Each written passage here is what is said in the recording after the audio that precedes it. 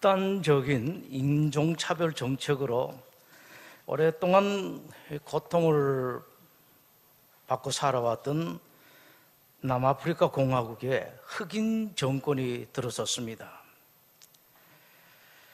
흑인이 정권을 잡자 흑인들은 들고 일어났습니다. 그동안 우리를 이렇게 무참하게 짓밟은 백인들 보복을 해야 한다. 그러나 정작 백인들의 인종차별로 가장 큰 피해를 당한 남아공 최초의 대통령 만델라는 보복이 나라는 물론이고 흑인들에게도 도움이 되지 않는다고 판단을 합니다. 만델라는 옛 백인 정권의 인종차별에 맞서서 투쟁을 하다가 반역죄로 체포되었었습니다. 무기징역을 선고받았습니다. 27년간 감옥 생활을 했습니다. 그러다가 1990년 감옥에서 나왔고 대통령으로 선출되었습니다. 이 남아공에서 첫 흑인 대통령이 된 만델라는 자신의 주 지지층인 흑인들을 설득합니다. 여러분, 우리의 관대함과 우리의 자제력을 백인들에게 보여주어 놀라게 합시다. 만델라의 그 일을 놓고 뉴욕타임스 토마스 프리드만은 말했습니다. 지지자들이 듣고 싶은 말을 해주며 나라를 이끄는 것은 쉽다. 뭔가 나눠주며 이끄는 것도 쉽다. 정말 어려운 일이 있다. 그것은 어려운 일을 하자는 것이고 특히 자신의 지지층에게 그 어려운 일을 하자는 것, 이것이 어려운 일이다. 그러나 권위는 그런 때 생겨나는 것이다. 여러분, 이 말은 하나님의 종이라고 하는 목회자들에게 특별히 요청되는 것입니다. 하나님의 종은 신자들이 좋아할 만한 말을 하는 것이 아닙니다. 신자들이 듣고 싶은 말을 해주는 것이 아니라 신자들이 꼭 들어야 할 말, 무엇보다도 교인들이 듣기 좋아하든 싫어하든 간에 순수하게 하나님 말씀을 전하는 것입니다. 그러나 여러분, 아시고 이해하십시오. 쉽지가 않습니다. 하나님의 종, 하나님 말씀만 전하겠다고 나선 하나님의 종들에게, 그러나 현대에 있어서 이런 일을 하는 것은 정말로 쉽지가 않습니다. 웬만한 용기 가지고는 어렵습니다. 망할 각오, 죽을 각오를 하는 용기가 있어야지 그것이 가능합니다. 그리고 여러분들의 기도가 필요해요. 북이스라엘의 아합 왕은 이전의 어떤 왕보다도 하나님께 더 큰 죄를 지었습니다. 자, 여러분, 나라의 최고 지도자가 이렇게 범죄를 하니까 백성들이 따라서 죄를 지었습니다. 항상 그렇습니다. 옛날도 그렇고 지금도 마찬가지입니다. 나라 최고 지도자들이 할 때 처음엔 비난하다가 나중에는 자기도 따라하고 다 나라가 오염이 되어서 그것이 잘못인지도 모릅니다. 최고의 지도자들, 그 다음 지도자들, 재판하는 법관들도 마찬가지입니다. 16장 30절 보시겠습니다.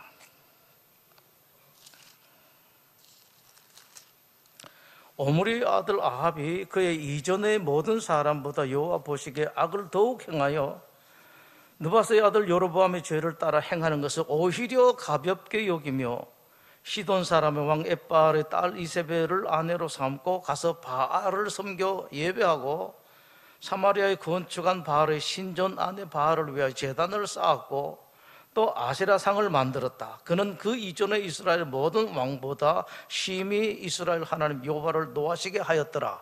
34절 말씀은요, 이게 나라의 최고 지도자가 이렇게 하니까 백성들이 어떤 모습을 보였는가를 말씀을 하고 있습니다. 그 시대에 베델 사람 히엘이 여리고를 건축하였는데 오래전부터 이스라엘 모든 백성들이 공히 아는 것이 있었습니다. 여리고에서는 건축을 하면 안 된다. 그것이 하나님의 말씀인 것, 이건 다 알고 있었습니다. 그런데 나라의 최고 지도자들이 죄를 짓기 시작하고 나라의 신앙 오염이 되고 나니까 백성들이 생각하기를 하나님의 말씀이 뭐 그렇게 대수냐, 안 지켜도 잘 살더라, 안 지켜도 되더라 하고 하나님의 말씀을 거역을 했습니다. 이어서 그가 그 터를 쌓을 때에 맏아들을 잃었고 성문을 쌓을 때에 막내 아들을 잃었다. 그 까닭은 여호와께서 눈의 아들 요사를 통하여 하신 말씀과 같이 되었다. 절대로 하나님 말씀이 이건 금하는 것이니 하지 말아라고 했는데도 불구하고 하나님 말씀을 대수롭지 않게 여겼습니다. 가만 보니까 왕도 다른 백성들도 죄를 짓고 하나님 말씀을 어겨도 잘 살더라, 괜찮다고 나섰습니다. 온 나라의 죄악이 가득해서 한 치 앞도 보이지 않을 정도로 깜깜했습니다. 이런 때 혜성같이 엘리야라는 이름을 가진 선지자가 등장했습니다. 왕 아합을 찾아가서 대담하게 선포합니다. 당신이 회개하지 않으면 앞으로 수년 동안에 이 나라의 비는 물론이고 이슬 한 방울도 내리지 않을 것입니다. 하나님께서 엘리야에게 말씀하시니 너 빨리 도망가거라. 저 못된 인간들에게 잘못 보이면은 금방 변당한다. 빨리 도망가라. 하나님께서 길을 지도해 주세요. 이렇습니다, 여러분. 길을 지도해 주세요. 저 요단강 시냇가로 가서 숨습니다. 기적을 하나님께 베푸십니다. 그 유명한 까마귀 통해서 먹을 것을 공급을 해주십니다. 그 다음에 엘리야에게 다시 지시를 합니다. 너 외국 시돈이라는 데에 가서 사렙다에 가서 거기에 과부가 하나 있을 텐데 만나라. 또 기적을 하나님께 베풀어 주세요. 이 과부가 곡식 조금 하고 기름 조금밖에 없었는데 하나님께서 기적을 베풀어 주셔서 곡식이 떨어지지 않도록 기름에 떨어지지 않도록 하나님께서 축복을 해주셨습니다. 계속해서 음식 만들어서 엘리야도 먹고 그 집 식구들도 살 수가 있었습니다. 또 엘리야에게 하나님께서 놀라운 능력도 주셨습니다. 죽은 아이를 위해서 기도했더니 그 아이가 살아났습니다. 자, 그로부터 3년 뒤입니다. 도피해 있던 엘리야에게 하나님 말씀이 전해지십니다. 가서 아합을 만나라. 아합을 만났더니만 이 아합이 잔뜩 엘리야를 원망합니다. 당신 때문에 이 나라에 비가 내리고 이제 망하게 생겼다라고 합니다. 이때 엘리야가 그 악한 왕에게 겁없이 한마디 합니다. 그건 나 때문이 아니라 당신 때문입니다. 당신이 하나님 버리고 이방신 바알을 섬겼기 때문입니다 라고 강하게 말씀을 합니다. 그러면서 엘리야가 말하죠. 자, 왕이여, 우리가 어느 신이 참된 신인지 확인합시다. 당신이 섬기고 있는 바알 제사장 850명을 모으세요. 나는 나 혼자 나가겠습니다. 그리고 이렇게 합시다. 송아지를 각각 한 마리씩 잡아서 나무 위에 올려놓고 하나님께 기도해서 바알의 신이 응답해서 불이 내려올지 하나님이 응답해서 불이 내려올지 불 내려오는 쪽이 참된 신입니다 라고 그렇게 말합니다. 바알 제사장들이 다 모였습니다. 이 대결을 보기 위해서 이스라엘의 많은 백성들도 모였습니다. 이때 엘리야가 백성들에게 말합니다. 이 21절이었습니다. 18장 21절에 엘리야가 모든 백성에게 가까이 나가 이르되 너희가 어느 때까지 둘 사이에서 머뭇하려느냐. 여호가 만일 하나님이면 그를 따르고 바알이 참된 신이라면 바알을 따르라 라고 하는데 백성이 한마디도 대답하지를 않습니다. 실상이 그렇습니다. 돈이 최고냐 하나님이 최고냐 대답하지를 못해요. 믿는 사람들도. 건강이 최고냐 하나님이 최고냐 여기 대답하지를 못합니다. 자식이 최고냐 하나님이 최고냐 대답하지를 못합니다. 돈도 건강도 자식도 하나님께서 지켜주시는 것을 사람들이 믿지를 못합니다. 이겁니다.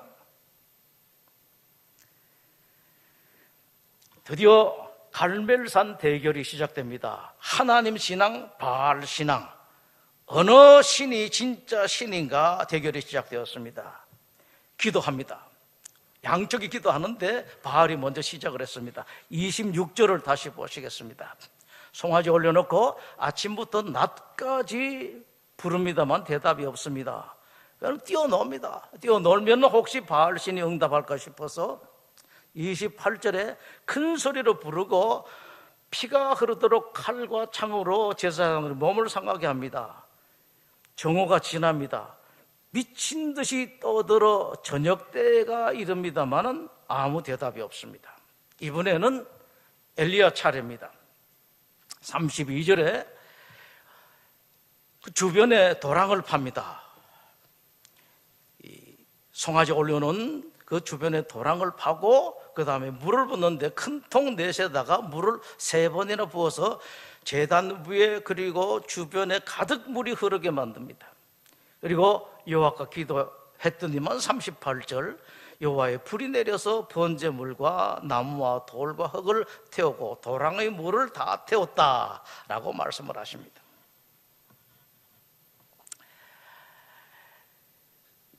찬양대가 가끔씩 찬양하는 가운데 아주 좋은 곡이 있습니다. 저도 아주 좋아합니다. 엘리야의 하나님이라는 곡이 있는데 제가 참 좋아하고 지금도 좋아합니다만 단지 옛날에 저도 많이 부르고 지금도 듣는데 좀 아쉬운 게 하나가 있어요. 가사 중에 이런 것이 있습니다. 내가 지금 주 앞에 울부짖나이다. 그런데 들을 때마다 할 때마다 뭔가 아쉬워요. 여러분, 바알의 제사장들은 울부짖고 몸을 상하게 하고 큰 소리 치르고 미친 듯이 소리 질렀습니다만은 엘리야는 그렇게 하지 않았습니다. 여러분, 다만 정중하게 하나님 기도했을 뿐입니다. 하나님 이렇게 하라고 그래서 제가 이렇게 합니다. 하나님 응답하십시오. 이거예요. 그런 까닭이 있습니다. 엘리야는 하나님이 살아계신 것을 이념적으로만 아니라 확실하게 몸으로 알고 있었습니다. 하나님께서 이 모든 것을 지시하셨기 때문에 엘리야가 하나님께 기도할 때 이렇게 기도하든지 저렇게 하든지 어떻게 기도하든지 간에 기도하기만 하면 하나님께서 들어주시는 것을 확실하게 알았기 때문에 그렇게 할 필요가 없어요. 여러분들도 마찬가지입니다. 여러분 정말 하나님을 신뢰한다면 그렇게 아쉽게 여러분 기도하는 거 아닙니까? 기도는 해야 됩니다. 그리고 여러분도 모든 마음을 다해서 기도해야 되는데 손바닥 비벼가면서 그리고 더 급하면은 뭐 금식도 철야도 할 수 있긴 합니다만은 꼭 금식하며 굴러가면서 잠 안 자면서 기도해야 들으시는 하나님, 그건 아닙니다. 여러분,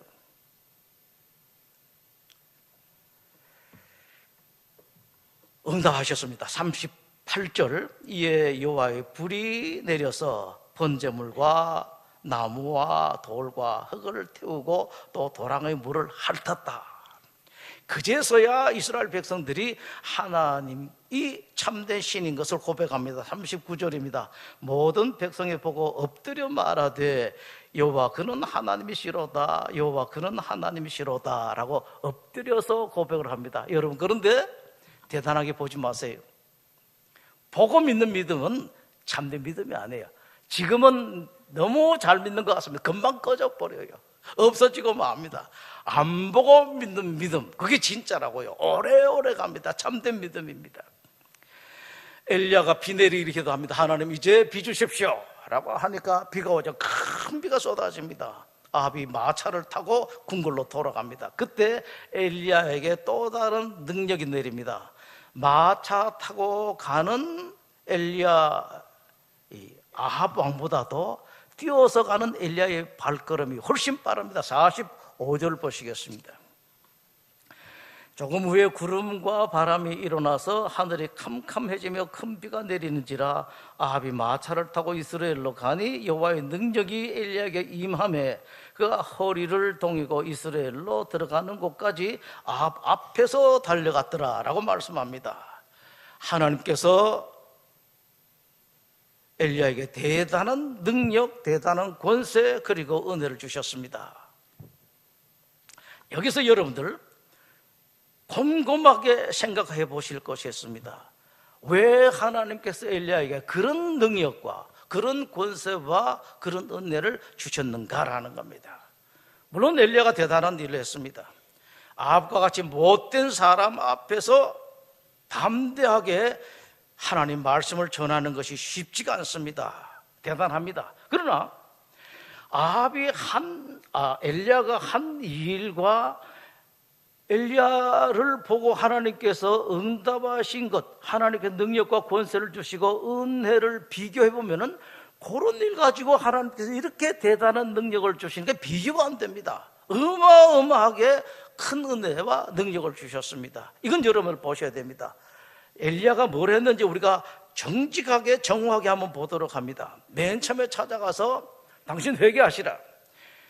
회개하지 않으면 이 땅에 한참 오랫동안에 수년 동안에 비가 오지 않을 것이다 라고 말했습니다. 그리고 3년 뒤에 가서 그랬었습니다. 이 나라 이런 재앙을 당하는 것은 다른 이유 때문이 아니라 당신이 하나님을 버리고 바알을 섬겼기 때문이다. 이 정도였습니다. 그런데 여러분, 하나님의 종이라고 하는 사람 이 정도는 해야 되지 않겠습니까?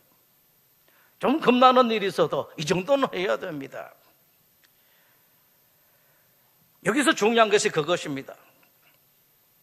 그럼에도 불구하고 하나님께서 그 엘리야에게 그런 권세와 능력을 주신 까닭은 그 당시가 어떤 시절이었는가라는 겁니다. 이스라엘은 불신앙으로 가득 찼었습니다.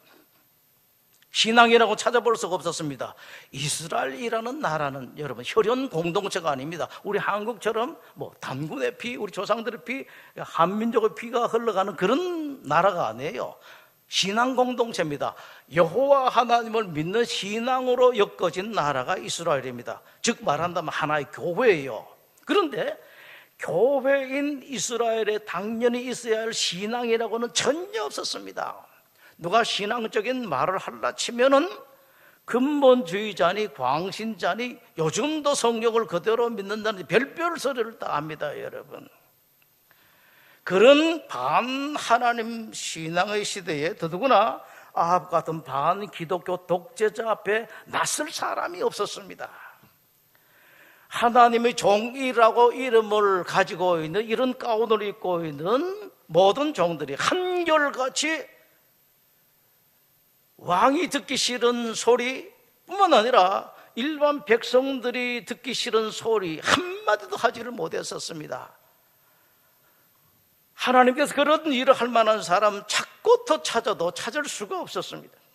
하나님께서 온 이스라엘 다니시면서 누가 나를 위해서 갈까 찾았습니다. 하나님께서 나팔 불면서 찾았습니다만 아무도 나서는 사람 없었는데 이 사람 저 사람에게 찔러봐도 아무도 대답을 하지를 않았습니다. 그런데 저 이스라엘 시골 디셈 마을에 엘리야라는 사람이 손을 번쩍 들고 일어났습니다. 제가 가겠습니다. 그때 손 들고 나선 엘리야는 하나님께 그야말로 말 그대로 기쁨과 감동 그 자체였습니다. 야, 이런 사람도 있었구나. 아직 남아있었구나.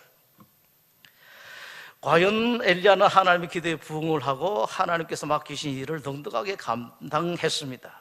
여러분, 모든 사람들이 다 충성하는 때는 그때 충성하는 것도 귀합니다만은 특별한 것은 아닙니다.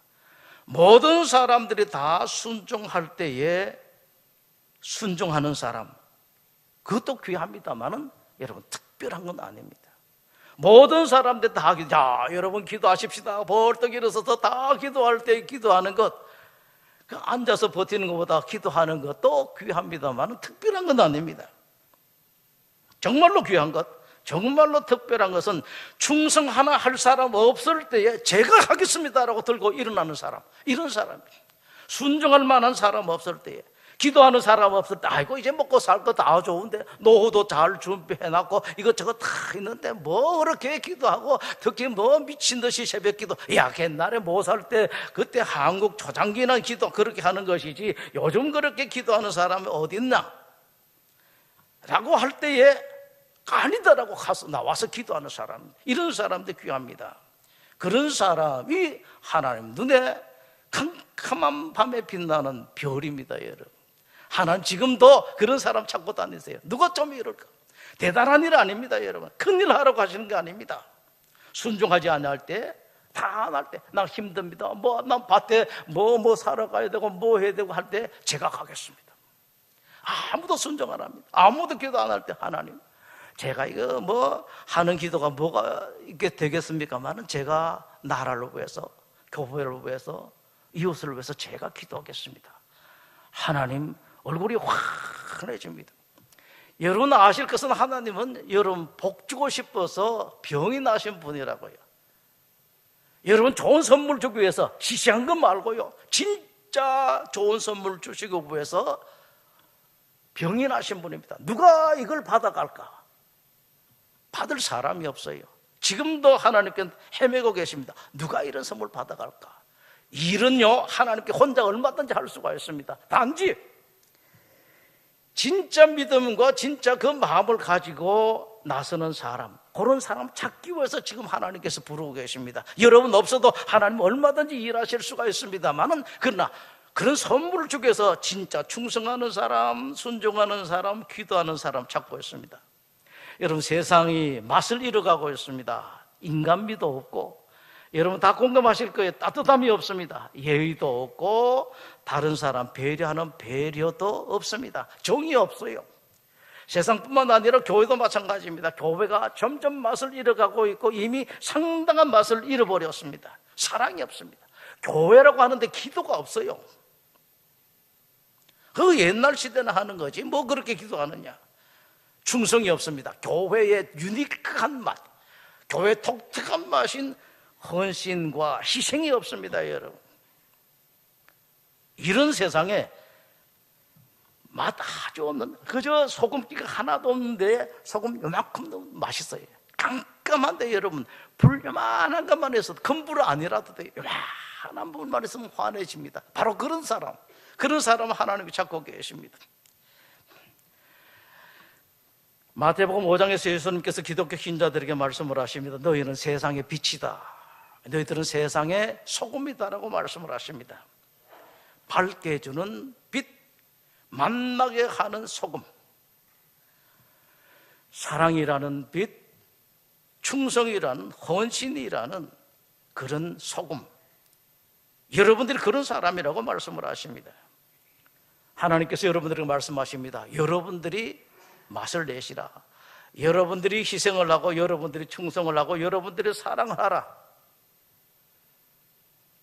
이렇게 하시는 하나님께서 여러분들 어떻게 하실 것 같습니까? 충성하고 사랑하고 헌신하고 희생을 하고 나만 망하게? 절대로 그렇지는 않습니다. 내가 책임지겠다라는 말씀이세요. 예수님께서 너희는 세상의 소금이다라고 말씀하시고 난 뒤에 하신 말씀을 여러분들 들으십시오. 소금이 만일 그 맛을 잃으면 무엇으로 짜게 하려? 후에는 쓸데없어 다만 밖에 버려져 사람에게 밟힐 뿐이니라. 기독교인들은 이런 일을 해야 하는 사람이다.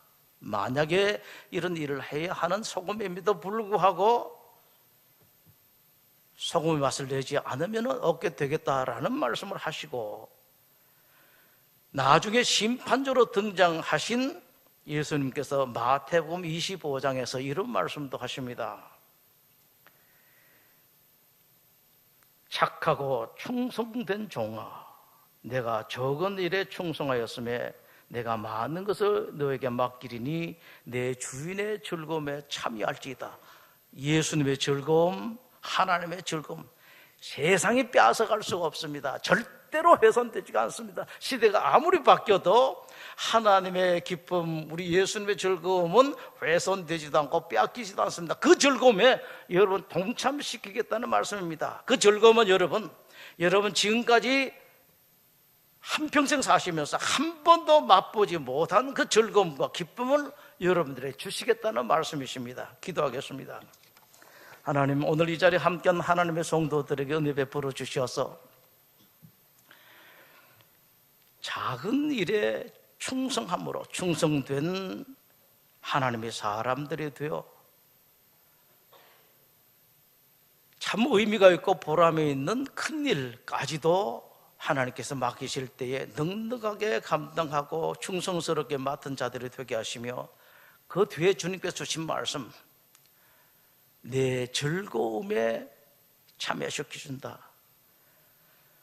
절대로 빼앗길 수도 없고 훼손될 수도 오염될 수도 없는 그 하나님의 즐거움, 예수님의 기쁨을 주시겠다고 하는 그 복을 받아 누리는 사람들이 되게 하여 주시옵소서.